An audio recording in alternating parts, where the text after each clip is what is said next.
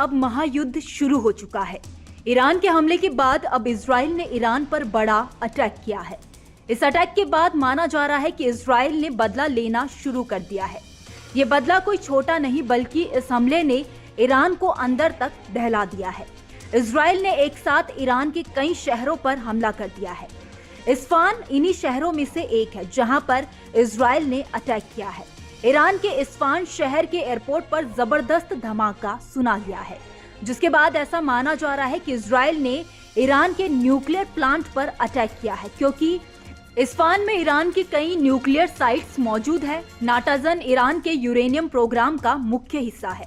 इस्फान में ही ईरान ने अपने परमाणु बम छुपाए हैं। ईरान के जिस परमाणु ठिकानों की तलाश में अमेरिका पिछले कई सालों से जुटा हुआ था, इजराइल ने उन्हें ढूंढा, टारगेट सेट किया और बमों की बारिश करा दी। इजरायली मिसाइल और फाइटर ने सिर्फ परमाणु ठिकानों पर ही नहीं बल्कि ईरान के एयरबेस पर भी बम बरसाए हैं। ईरानी मीडिया के मुताबिक इजरायली एयरफोर्स ने इस्फान इंटरनेशनल एयरपोर्ट पर जबरदस्त बमबारी की। एयरपोर्ट के अंदर मौजूद ईरान के एयरबेस को टारगेट किया गया, जहां पर ईरान के कई स्क्वाड्रन मौजूद हैं और जहां पर F-14 जैसा टॉमकैट लड़ाकू विमान तैनात है। फाइटर ने क्वाडकॉप्टर को भी निशाना बनाया। इजरायली फाइटर एयरबेस पर हाईटेक रडार को भी निशाना बनाना चाहते थे। इस्फान में हमला कर इजराइल ने ईरान को ये दिखा दिया है कि वो कभी भी कहीं पर भी हमला कर सकता है। मीडिया रिपोर्ट्स के मुताबिक इजराइल ने 300 मिसाइल और ड्रोन से अटैक कर अभी तक ईरान के 10 लोकेशंस को टारगेट किया है।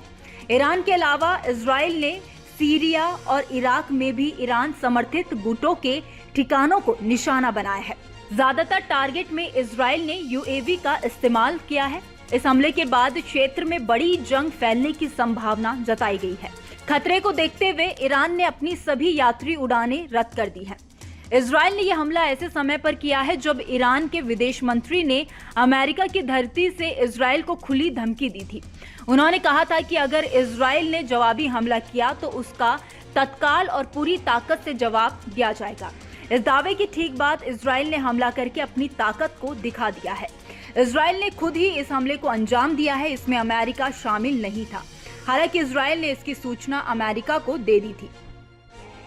आपको बता दें कि ईरान के इजराइल पर हमले के बाद इजराइल के प्रधानमंत्री ने कहा था कि हम इस हमले का जवाब जरूर देंगे।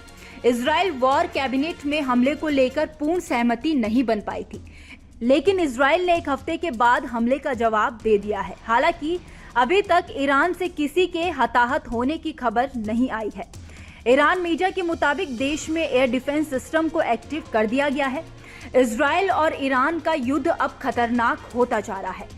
इजरायली हमले के बाद ईरान भी ऐसे ही हमले कर सकता है। ऐसे में डर है कि कहीं दोनों देशों का तनाव दोनों देशों को युद्ध की आग में न धकेल